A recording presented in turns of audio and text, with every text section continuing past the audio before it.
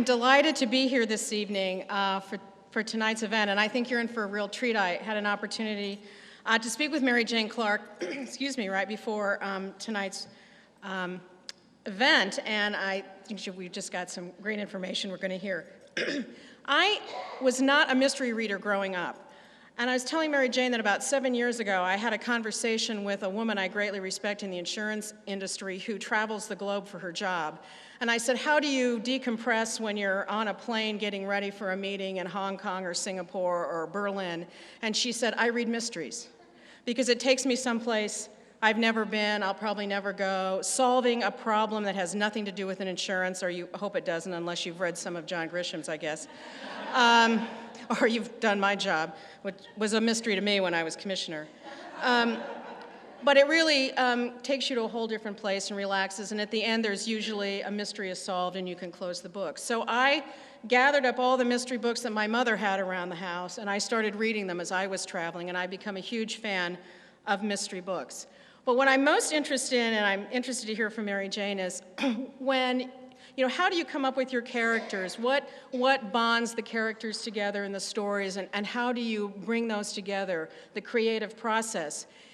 For us that have read many of Mary Jane Clark's books, there are two sets of characters or types. We know the characters that work at KEY News, and then we have the Wedding Cake series, which many of you just probably read the most recent, the Piper Donovan mystery, Footprints in the Sand. Now, I have never been in the news business, but I got married once, so I know what it's like to eat a wedding cake. And I've never lost, I was going to wear my wedding dress this evening, but I can't get into it because I'm still working on that baby fat, never mind that I have stepchildren. So there you go on that one. But if you notice, we have some beautiful cakes out in the foyer, one made by one of our own foundation members, Denise Holt, thank you very much, and her friend Jane Hinson. We're going to have a lovely reception, thank you. Now, just as a reminder, on the seats, you have a little piece of paper that says, please write your questions for the Q&A session. So after Mary Jane has made her remarks, we're going to have a Q&A, and also the AViD hashtag is number DMPLAVID. So we're very much looking forward to a spirited conversation. Many of you know that she's the author of two series of suspense novels. She's the daughter of a special agent with the FBI, ergo I'm wondering why Piper Donovan's boyfriend has that background.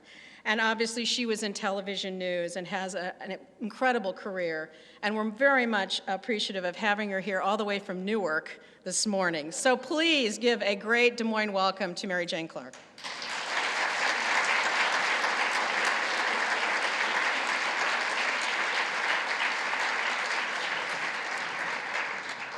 Thank you very much, Susan. That was a lovely introduction. And thank you for the wedding cakes out there. That's really pretty special. It's my pleasure to be here. And so far, I have found Des Moines to be very welcoming. Jan Kaiser picked me up at the airport, and she took me on a tour of town, and we ended up having zombie burgers and fried cheese curds, and I have to tell you, excellent. I've never had fried cheese curds before, believe it or not, and I hope it won't be the last time. So thank you so much. Yesterday was Father's Day, obviously, and I had lunch with my father, who's now 86 years old, and as Susan said, he was an FBI agent. And I said I was coming here today, and I said, you know, the last time I was in Des Moines, and the only time I was in Des Moines, was in 1992. I was here for CBS during the Iowa caucus.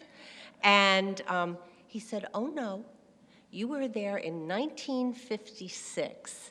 He said, I was being transferred to the Omaha, Nebraska FBI field office, and we drove through Des Moines. So thank you for welcoming me a third time to Des Moines. I'm really happy to be here tonight. I thought what I would do is, I have a little slideshow, and basically it answers two questions that I'm most commonly asked, and that is, did you know you always wanted to be a writer? And where do you get your ideas? Does that kid look like she knew she wanted to be a writer? I don't think so. I was one of those kids, you know how you see that children seem to either tend many times to math and science or English and history. I was definitely an English history kind of kid, but I didn't grow up writing a lot of short stories and wanting to write, no. But what I did have, it was my father who worked for the FBI, and so there was always a sense of intrigue around my house. He worked in the 1960s on Red Spies at the United Nations. That was the height of the Cold War, and I knew that he used to go out on surveillances, secret surveillances at night, and I would read sometimes about some of his cases in the newspaper. And after the Cold War ended, wound down, he went into a lot of kidnapping and high-profile, kidnapping and extortion cases. So he worked when Calvin Klein's daughter was kidnapped. That was my father's case. And Barbara Streisand's son was threatened. That was my father's case. And so I would read about these things in the newspapers, and I knew that he kept a gun in his top drawer that we weren't supposed to go anywhere near, but my sister and I always, snuck a peek and picked it up even. There was a real sense of he wasn't doing what all the other dads were doing, and I was afraid. I was afraid for him. But the other thing that happened when I was in grammar school was the Kennedy assassination. And I was in 4th grade at the time, and I remember I went to a parochial grammar school. I remember the nun coming down to our Christmas play, and we were practicing, and she said, "The president's is sick. We want you all to pray for him." And we went back to our classrooms, and by the time we got to the classroom, they had decided we could go home for the day, and then when we got home, the president was dead. And I remember as a 4th grader watching all weekend, as probably so many of us in this room did, those 4 days, those 4 dark days. And at the end of those days, I knew I wanted to work in television news. I knew it. I never wanted to do anything else. And so when I went to the University of Rhode Island, I majored in journalism and political science, and I should have been a triple major in fun. And after graduation, I got my first job at CBS News in New York City, working as a desk assistant on the 4 to midnight shift and making $117 a week, which wasn't even a lot of money in 1976. But it was a very interesting job because every day it was different. A lot of it was ho-hum, rolling wire copy. There were no computers in the newsroom when I started at CBS News. Answering telephones, getting coffee, grunt work. But you were around, Walter Cronkite was there, and Eric Sevareid was there then, and all of those legends of CBS News were there. And it was a great honor and privilege to work there. In 1992, I guess this picture was taken, 1992, it was the year that the first President Bush was up against Bill Clinton. And that was taken at the Democratic National Convention in New York City that year. And there was a lot of talk at the time about Bill Clinton and Jennifer Flowers. Do you remember that? And that was such a big scandal, and everyone was talking about that, and no one could believe that he had done that, or they could believe it, but they thought he shouldn't be president, and it just went on and on and on. And I started to think, what if it was the First Lady who was doing the fooling around? And what if she was doing it with a network anchorman? And that was the idea and the premise for my first book, Do You Want to Know a Secret?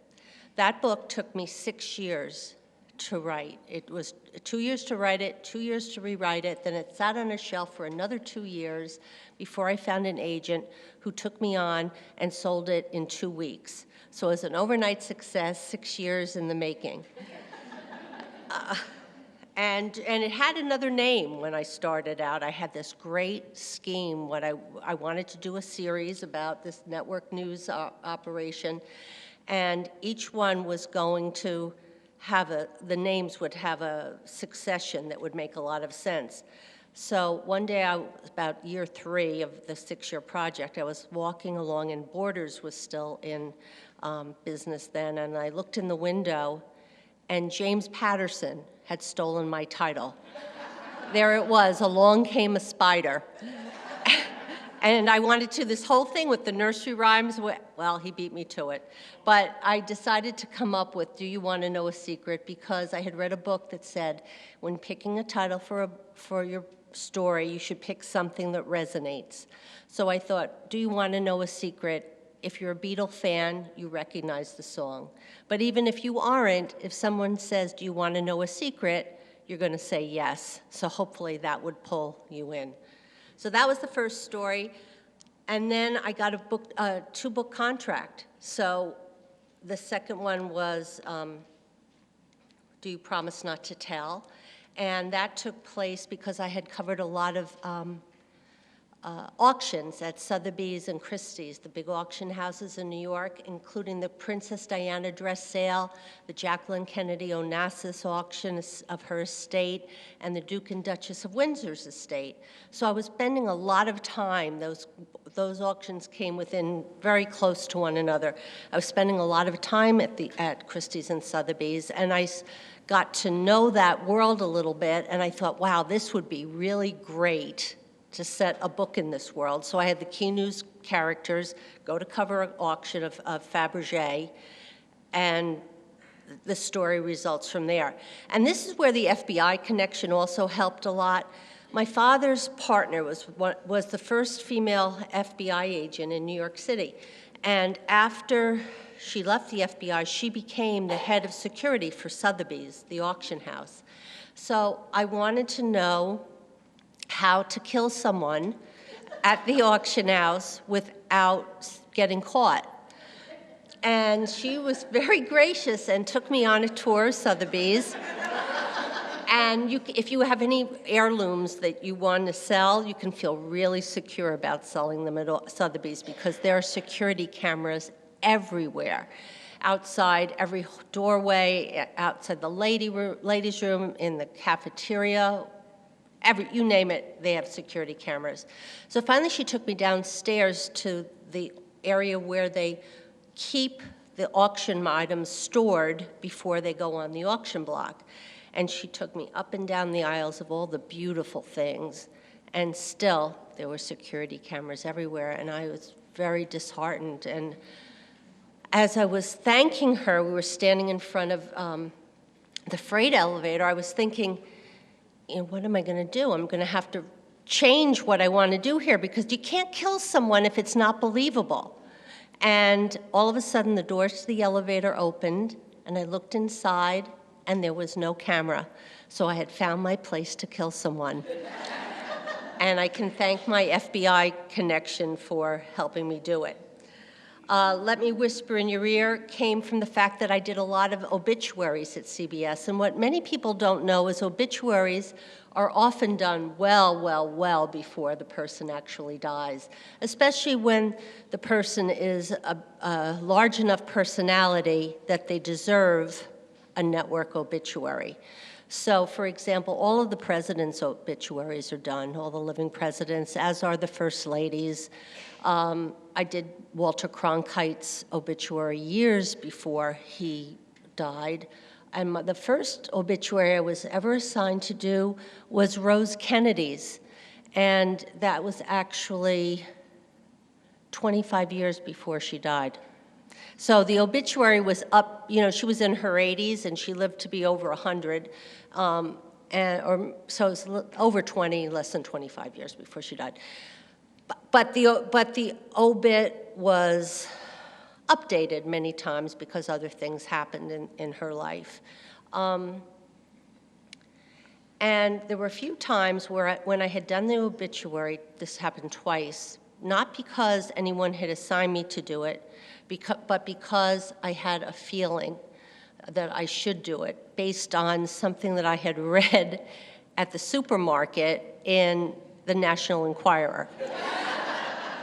So I didn't tell my boss that was the reason I was doing them, but I told him that I wanted to, and he said, all right, if you want to do them, do them when you have free time. So I did. And very shortly after, both of these, they were both actresses, they both died. And I was like a hero in the newsroom because we had this done right away and could put it on the air, and they were calling me the angel of death. So then I started to think, what if an ambitious young obituary producer started having uncanny success in getting the obituaries done beforehand of people who subsequently died? And the reason that she had such success is because she was going to make sure that those deaths happened. And that became, let me whisper in your ear. I won't go in huge detail on all of them because there's a limited amount of time and I know we have questions. But Close to You came after I was sitting in the office of one of my friends who was an on-air correspondent at CBS, and she was shaken. She was white and shaken. She was reading a letter that had come from a man in upstate New York who described what he was going to do to her, and it was chilling, if she kept wearing her skirts too short. And it really, it was sickening and it was very upsetting. And I started to think, wow, somebody could be out there watching you, you have no idea who they are, they become fixated on you, and the rest is history. And then as I did more research, I found out that so many women on television are stalked, as are men, and so I did a story about that in Close to You. Nobody Knows takes place in Sarasota, Florida, where I have a beach house or beach condo, and I brought in the circus there. Nowhere to Run takes place in New York City, and I wrote that right after September 11th. Remember that fall when the anthrax was sent to so many places? All three network news organizations got anthrax letters, as did the Senate, the Congress, and the story comes out of that. But basically, in all of these stories, the key news people who work there go out to cover their stories, and then a mystery and suspense develops. When I was writing Dying for Mercy, the 12th of the key news books, one morning I was watching the Today Show, and Martha Stewart was on talking about her book, Wedding Cakes. And it was fascinating. She had done so many cakes, each keyed in to a different location. So, for example, if the wedding was taking place at the beach, that's what the kind of wedding cake she would have. If the wedding was taking place in a Vermont field, the cake would have, maple leaves, sugar maple leaves on it. Think about it. If a wedding was taking place in Des Moines, what would the wedding cake have on it? Corn. Corn, okay, that could be pretty. Yeah, corn. Every cake was themed, is what I'm saying. So I started to think about weddings and what is it about weddings that, fascinate people. I think it's the idea that, a man and a woman find each other and hope that they love each other enough to spend their entire lives together. They're taking a leap of faith. We're rooting for them. And I just thought after 12 key news books, it would be nice to have weddings where people got killed. Oh, God, I don't know. But I wanted a different venue, and I just thought, you know, and I think for the reader, it's really important to be rooting for something in the book. You want your reader to like some of the characters and want a happy ending for them, and survive the meanness and the badness in the world. So I came up with this idea about having a wedding cake maker, a young wedding cake maker, and in every book there were different bride and groom, different family and friends at a different location, and different things could happen. My main character is Piper Donovan, and Piper is based, in my mind, on my daughter. This is Elizabeth, who is an actress. And I see how hard it is to be an actress and how much downtime she has. And I thought, and I'm always saying, Elizabeth, you know, you've got to find something else to do because you'll go out of your mind just waiting, you know, not that she waits around, she works hard to try to get the parts, but the competition is bizarre and there's a lot of downtime on it. And you need to have something else so you'll go out of your mind. So this was kind of my, I think, wishful thinking, okay, I'll get my character to go out and do something else, and hopefully Elizabeth will too. So Elizabeth and I went to, there's Elizabeth on a soap opera, and she was on Criminal Minds the week before last. If you watch Criminal Minds, the one where the guy was cutting out everybody's tongue, did anybody here see that one? Okay. Elizabeth was the one that survived at the end and got thrown in the pool. So I was happy she lived. But, so anyway, so she's having some small success, and it takes a while, and I understand that. But we went to a wig shop in LA, and we bought a long blonde wig, and then we had her eyes photoshopped green. Elizabeth has blue eyes, and so that's what I think Piper Donovan looks like. And you can friend Piper Donovan on Facebook, and you'll see that picture. And Elizabeth is the voice of Piper on Facebook. And then the cake decorating, I took a Wilton cake decorating class, so I would know what to do.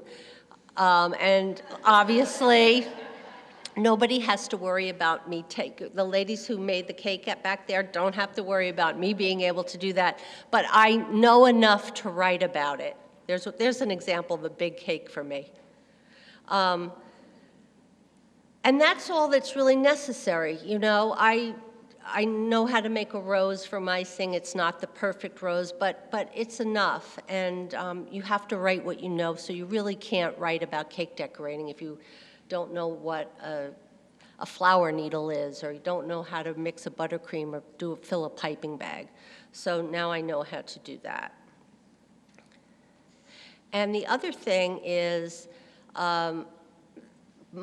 Piper's mother, the reason it's getting Piper into the bakery to make the cakes is her mother is suffering from macular degeneration and can't do the fine work that you need to be able to look very carefully to decorate a cake. So Piper's helping her mother.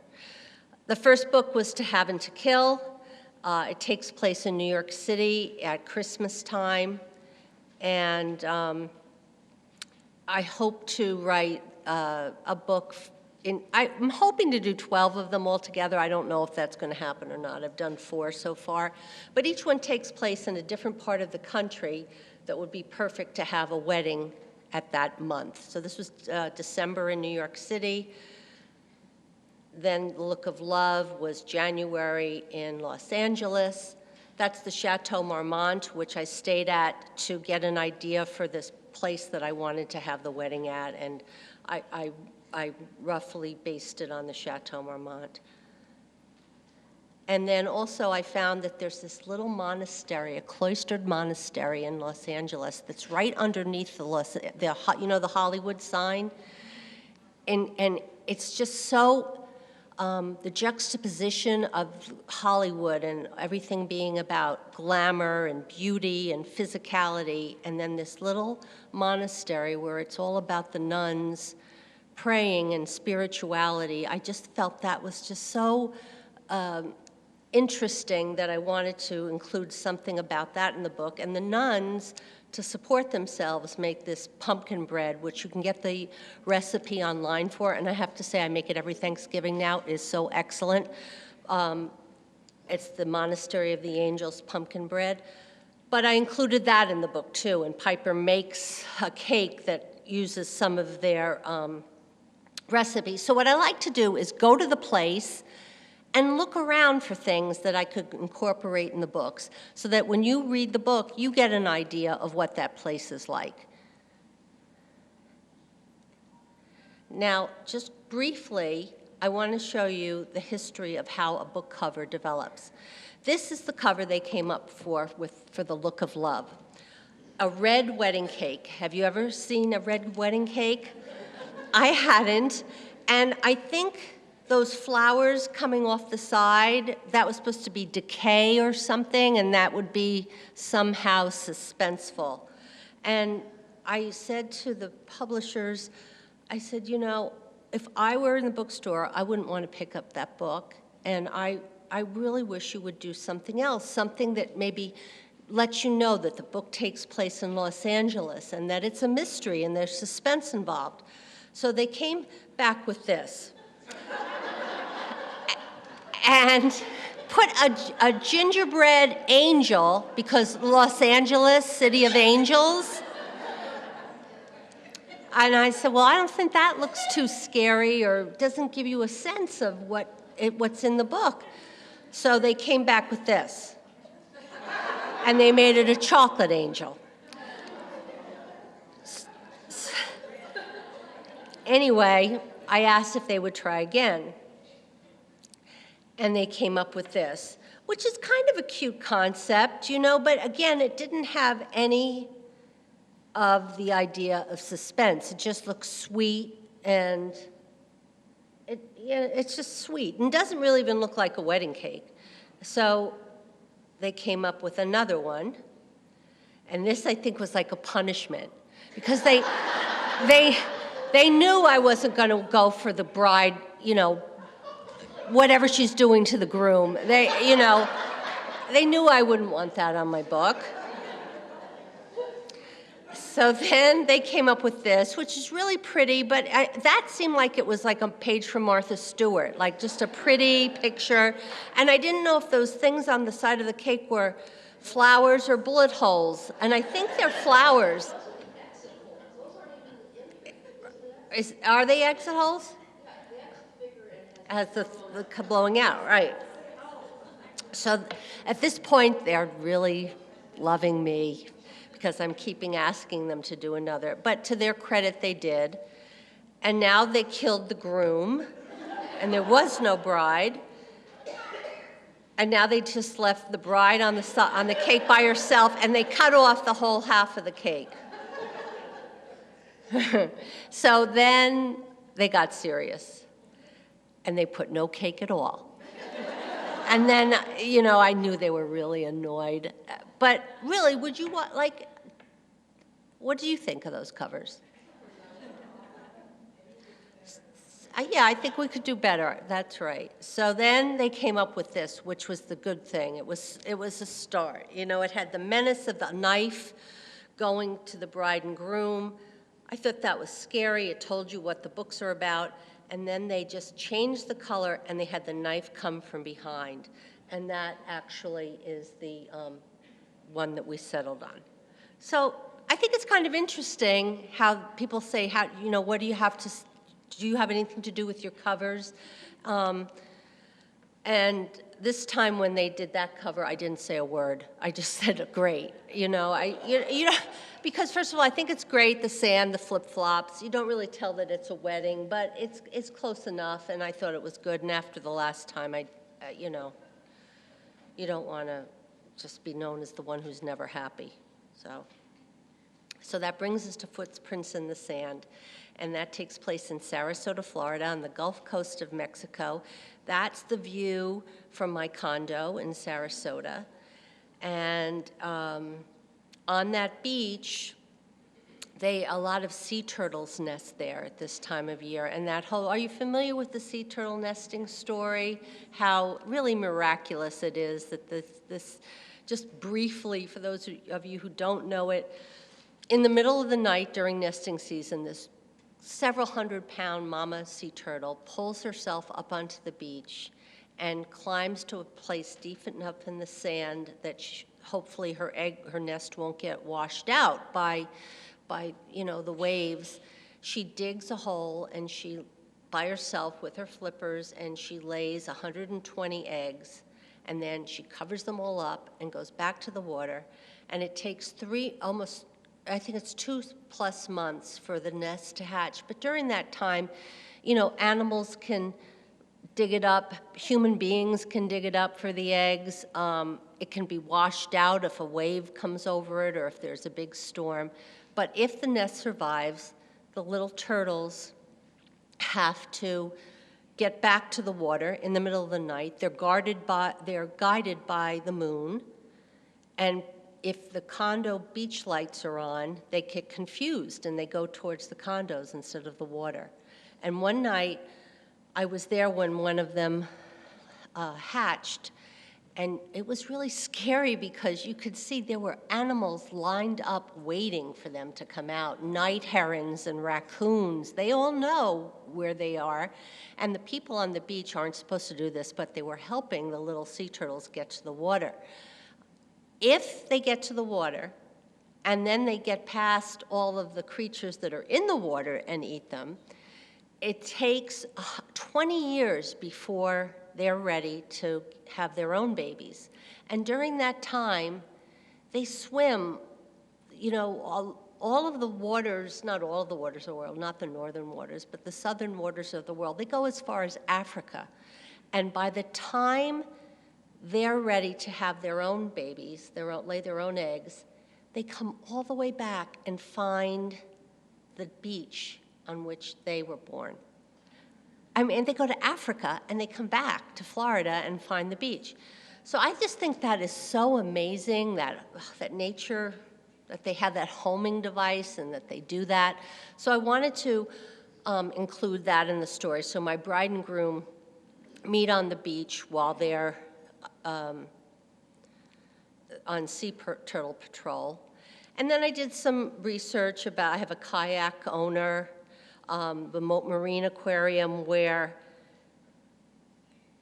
in terms of where I get my ideas, I had been on a cruise when my kids were little in the middle of the Sarasota Bay, and at the end of the cruise, the captain puts a big bucket in the water and lays it down there and then pulls it up and shows what you gather up in the bay. And one of the things that he brought up was this little round fish, and it had blown itself up and all these little spikes were coming out of it. And he said, that's a puffer fish. And it blows itself up like that as a way of defending itself. But it's also a delicacy. And if you eat the fish, in Japan, it's a delicacy. We don't eat it here. And you have to know how to cut one up, because if you eat the liver and other parts of the fish, it will paralyze and kill you. And that stuck in my mind. And then 10 years later, when I was writing this, I thought, how can I get that pufferfish thing in there? Because it was so fascinating. So basically, I like to write about things that interest me because I hope they'll interest you. And so the pufferfish plays into the story. And different things in Sarasota, the jungle garden, and also Sarasota has a very large Amish population. It's the largest collection of Amish snowbirds in the country, really. And people from, mostly from Ohio and Indiana, come down there. And I thought that would be interesting too, and got to sample a lot of good Amish food in my research. That's always important, the food thing. Then they had a sand sculpting contest, and they did the book in sand, so I'm just showing you some fun little things. But I want to talk to you about readers and how many people here have read any of my books? Oh, good, a lot. Well, I want to tell you what you can expect, and what you can't expect. Obviously, there's violence in the books. People die. It's a mystery. But you're not going to get pages and pages of long, drawn-out discussion of blood and guts. So if someone is killed, say, one man was pushed in front of a subway car and he was killed by the train. The end of the chapter is you'll feel the man felt the hands against his back and he propelled forward onto the tracks. That'll be it. That'll end it. It's not going to be 2 more pages of his brains were, splayed over the tracks, or his, guts were on the wall, or there was blood everywhere. I feel like I don't want to write that, and also I don't think I need to write it, because I think the reader's mind can take what it can take. And if it wants to think about the brains on the tracks, it'll think about it. But I don't want you to have to think about it if you don't want to. And the same thing, well, not the same thing, but also sex. There will be, people sleep with one another, but it's not in graphic detail, and it's not obvious, you just have to suppose it. And the reason for that is my mother is still alive.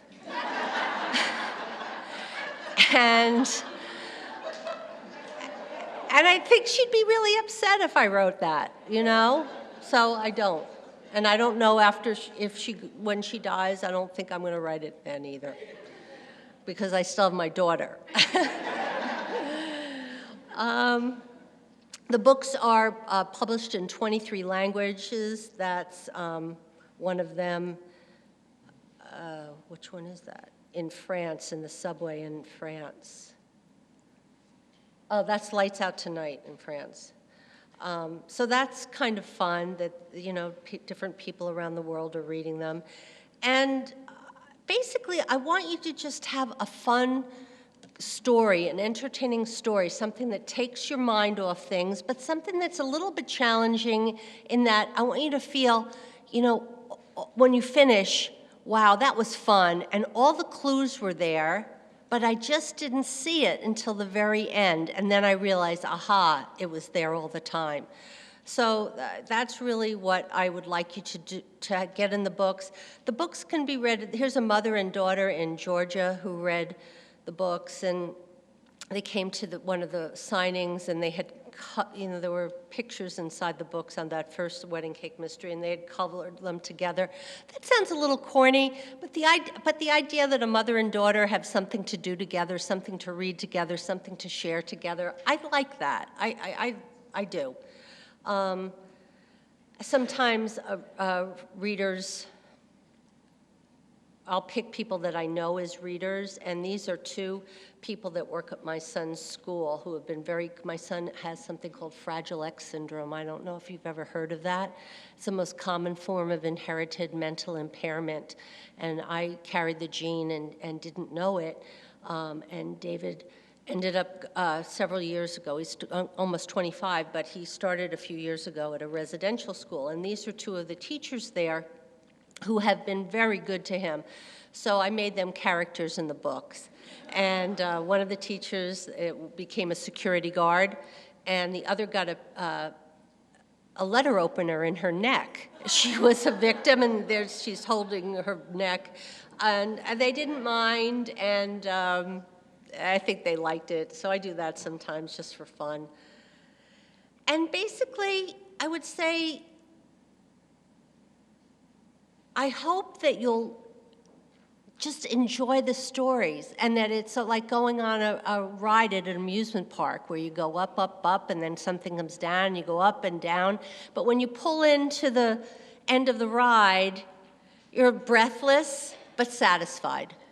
So basically, that's what I have to say, and I'd love to hear any questions that you might have. And thank you so much for having me.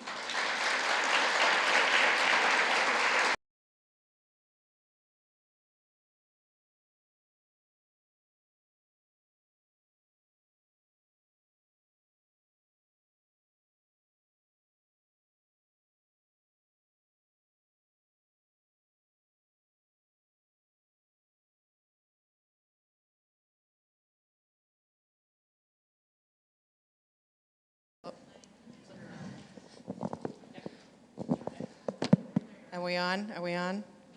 Okay. Well, now, I hope we have some people who have questions. I'm gonna start with one because now in the series, The Piper Donovan, is the father figure based on your father because he's constantly a worrier? Yeah, that's my father. He worries about everything. And Vin Donovan, Piper's dad, is retired New York City policeman, and he worries about everything, and that's my father. He worries about everything. He can never relax, and that's Piper's So father. does he actually read your books ahead of time and says, Mary Jane, this won't fly, or I'm worried about this, I'm worried about you? No, he doesn't. And I don't think he realizes I'm writing about, that I'm thinking of him. Really? Because he thinks he's So you're pretty still in the laid will. back. You're still in the will. Yeah. Okay. Yeah. All right. He thinks he thinks he's pretty laid back, but he's a real worrier. All right. All right. Do I have any papers? Okay. Do you want to? All right. Well, okay. Pass I'm going it to ask. forward. I'm going to ask. Yeah. So, what are you? Okay, go ahead. Yeah. Oh, She's going to talk about her short stories. I've written 2 short stories that are on, but you have on, they're only available as e-short stories. One is called The Friend, and the other is called The Bracelet. And unbelievably, they've done really well. They're not available in print, but they're little short stories that Piper's involved in. Have you read them? Oh, good. Great. All right. I think they're 99 cents or something, right? Yeah. No, not.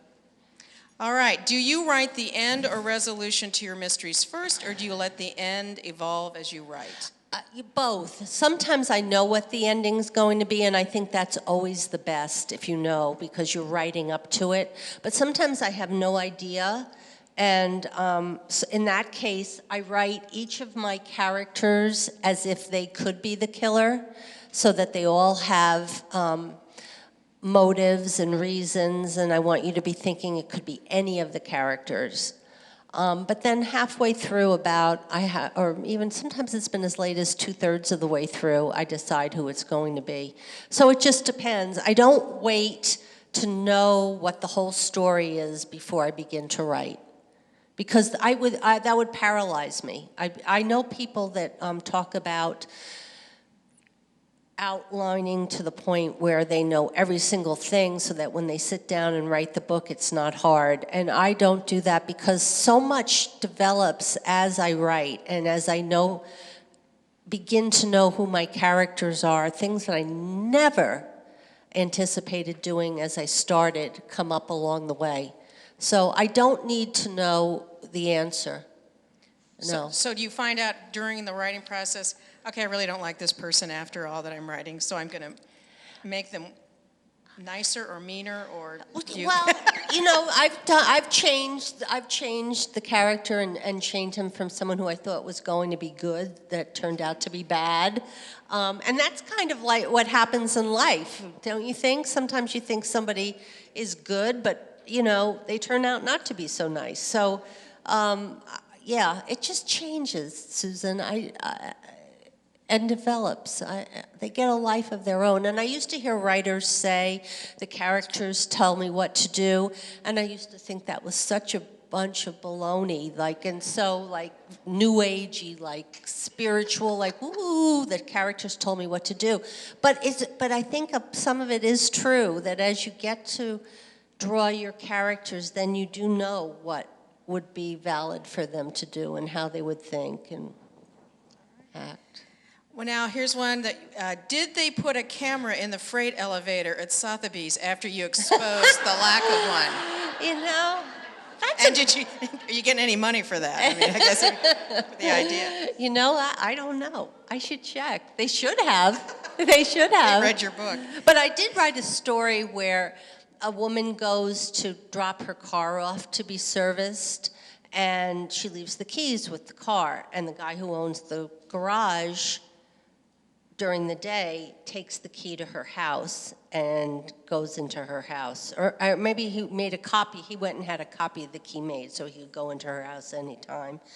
And that was just something I thought of, just based on the things that happen in life, that if you take it another step, where that could lead. And after I wrote that book, you wouldn't believe how many people wrote me and say they never leave their house key on their ring anymore. So you just have to think about things sometimes. Well, how do you decide how many twists to put in the story? It's more of a timing thing than anything else. I like to, honestly, this sounds very calculated, but I like to have the first murder by page 75 at the latest, and then have another one every 75 pages, pretty much. Or if it's not a murder, then something pretty horrific every 75 pages, because that makes you want to keep turning the pages and find out what happened. So, like I have a friend that he's an independent editor, and I send him my pages as I write them, and he'll make out like a listing of chapter 1, this happened, chapter 2, chapter 15, and I'll sit and I'll look at that, and I'll think, my goodness, you know, it's been over 75 pages since anything good's happened, and so I will go back in and put something in. So, because, you know, the whole idea is that you want to keep moving, and I don't want it to be boring. Well, all right, so every 75 days of my life, I should do something horrific just to kind of keep it. Yeah, just spice it up a little bit. Just so it won't be boring. What is your favorite book and why? Gone with the Wind. It's not a mystery. It's my favorite book. I love that story. I read it at a very I was in 7th grade when I read it, and it was a very impressionable time, and I just love that book. Do you read other mystery writers, and, Yes. and who would you? Well, right now, really this excellent summer, I'm reading, I had heard for years about Dennis Lehane. Have any of you read Dennis Lehane? Mystic River, Gone Baby Gone, but never had read any of his books, and so I thought I wanted to try one. And this was, I guess, in May, and now I've read 6 in like a row because now I want to read every single one of his books. They're so good. They're so different from mine. They're much more hard-boiled, and but he writes about Boston, this PI, and his partner, who's also his love interest, and they're really excellent. So that's what I'm reading right now that I love. Talk a little bit about your daily writing routine. Get up early, and you know, so many times when you hear about people or writers, they say, oh, I get up every morning at this hour, I write for 2 hours, then I take a break. Mm-hmm. What's your routine? I'm not like that as much. I read that Stephen King writes every single day but 4th of July and Christmas. And, you know, and good for him. And I know a lot of writers, they are there every day. I just finished a book and handed it in April 1st. And I worked on it a little bit in between then and now and did some copy editing. But basically, I haven't written much in the last 2 months because for me, I like to have some time to regroup. And almost like a field that you just can't keep planting. For me, I just can't keep writing. I need to take a break and think and just not be thinking about the book. But when I am writing, I write all day long. Like I'll start at 9 and work till 3 or 4 in the afternoon and do full days. Do you bounce ideas off other writers or people that you respect? There's often you hear about some writers who get together and say, here's my story idea, read chapters. Yeah, like a writer's group. Yeah. I don't have a writer's group. I have an independent editor that I pay to read my pages, to discuss things with. But I think for a writer's group is great for, you know, especially aspiring writers, because to get that feedback, I think it's terrific.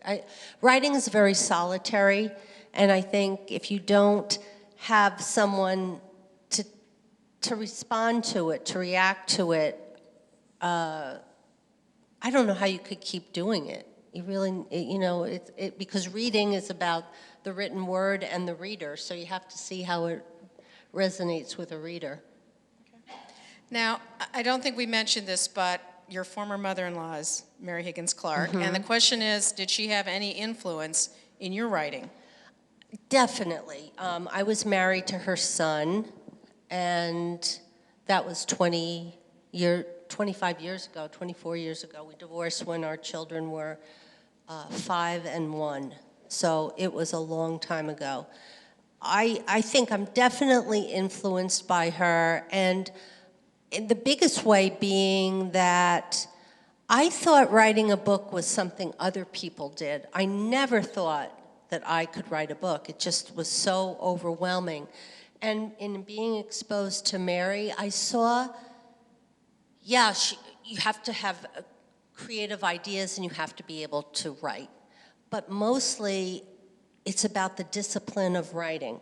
And, you know, we would all be up at Cape Cod, water skiing and golfing, and she still would go to her room every day and work on her writing. And that was a great role model. When I watched her do that, I didn't think that I would ever be writing. I wrote at CBS News, but that was a different kind of writing. That was broadcast writing. But quite frankly, after the divorce, and my son had the Fragile X, and I just didn't want to work on a beeper all the time for CBS. I didn't want to have to leave. You know, when you're in news and story breaks, you have to go and leave your kids no matter what. So I wanted to control that environment more. So I worked at a situation where I wouldn't have to travel, but because I wasn't going to be giving as much to the company, I wasn't getting paid as much. So I came up with this idea. Then I was going to try to write a book and see if I could do it for the income. In your key stories, are any of those characters based on anyone you worked with at CBS, and have any of those people called you and said, I know that's me? No one's called and said, I know that's me, but I've had people say about rotten characters, they'll say, I know who that is. and I've said, oh yeah, who do you think it is? And they've told me, and it turned out it wasn't in my mind who I was thinking about, but then I knew that that person was a rat too.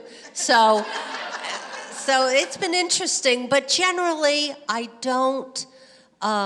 haven't written about specific one person. I might take different things I've seen happen with different people and make an amalgam, basically because I'm not trying to do an expose of people in broadcast news, really. And while I was at CBS, I wanted people to still talk to me in the hallway and not be afraid that they couldn't talk to me because it would end up in a book. So there are a lot of different, I guess, genres of mysteries. How would you describe yours? You know, there's the hardcore, and you mentioned Dennis Lehane, or they're definitely not hard-boiled, but they're not. There's this term, cozies. Have you heard of that term, cozy mysteries? I hate that term, and I know that especially the wedding cake mysteries, they'll say are cozies because that means basically that someone that is not a professional is solving a mystery. So the key news books wouldn't be considered cozies because the people are journalists, they're going out and covering stories, there's part of their jobs, they're getting involved in mysteries. But the cozy of a girl making wedding cakes and getting involved in mysteries, that would be considered a cozy. It so diminishes, I think, the time, the effort, the thought that you've put into it. To just call it a cozy is, I hate that term. But I know that if you went online, they would call it a cozy. Okay, take that frosting off the cake out there that says cozy on it right now. We're kidding. I'm kidding. That's okay. Whatever. What techniques do you use for writer's block? Fear. It's definitely fear. I've signed a contract. There's a date upon which the manuscript is due. If I don't hand it in, I mean, they'll give me a couple of weeks or something, but basically they've made a publishing plan. They expect that book done because they're planning to put it out 6 or 9 months later. And so if you don't deliver, they technically can say you didn't fulfill the contract and you don't get paid. So I would think that's the main thing, to writer's block because honestly, we all have jobs. I'm sure there are a lot of days you don't feel like going to your job. But you don't say, I'm not going because I'm blocked. You know, I have lawyers blocked or accountants block or cashiers block. I mean, I know people say that, but I think it's an excuse. There are days when I sit at the computer and I don't really get anything written. But that's not because I'm blocked. It's because it hasn't come out yet. But I think of writing as a muscle, and sitting there every day, your brain starts just getting used to the fact that if it sits at that computer, it's supposed to come up with something, and it does. It's almost like an instinct or a learned behavior, and so I don't get writer's block. Well, now, you talked about doing more of the wedding cake, but have you considered maybe setting a mystery in Des Moines at Zombie Burger, and what would that be? I don't think that would be wedding cake, but are there other types of genres of the mystery that you think maybe in the future? Actually, I'm thinking of something now that I'm going to Kentucky. Today's Monday. I'm going to Kentucky on Friday for a few days to do some research. I have an idea for something that I want to do that's neither key news nor wedding cake, and I'll see after I go there if it's what. I can't really talk about it, but I would like to whisper it in my ear, and I won't tell anyone. I know I can trust you. But I would like to do something different, something maybe with a little bit more to it in terms of maybe something a little more lasting. I'm not sure.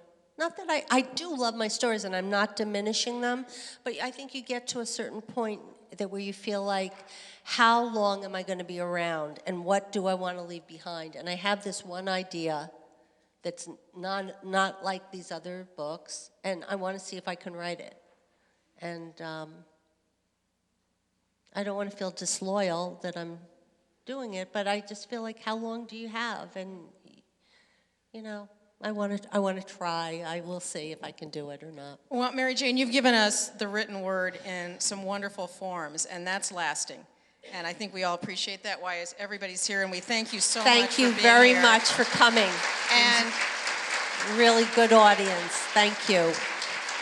And please join us for the reception. And Mary Jane is going to be there. Maybe you'll cut the cake with a. Okay, is there a big knife out there? Yeah, we've got to be careful about a big knife. So thank you, and we'll join you out in the foyer. Thanks so much for being here tonight.